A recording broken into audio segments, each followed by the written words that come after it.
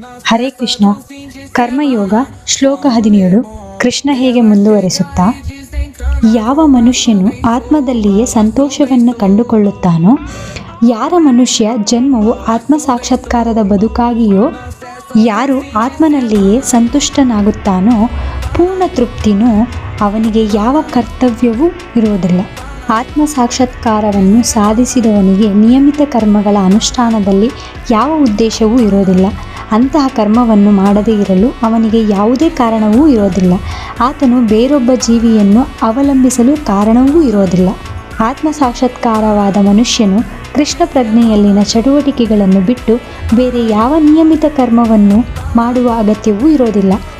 ಆದ್ದರಿಂದ ಕರ್ಮಫಲದಲ್ಲಿ ಯಾವುದೇ ರೀತಿಯ ಆಸಕ್ತಿ ಇಲ್ಲದೆ ಕರ್ತವ್ಯವೆಂದು ಕರ್ಮವನ್ನು ಮಾಡಬೇಕು. ಅನಾಸಕ್ತ ಕರ್ಮದಿಂದ ಮನುಷ್ಯನು ಪರಮನನ್ನು ಹೊಂದಬಹುದು.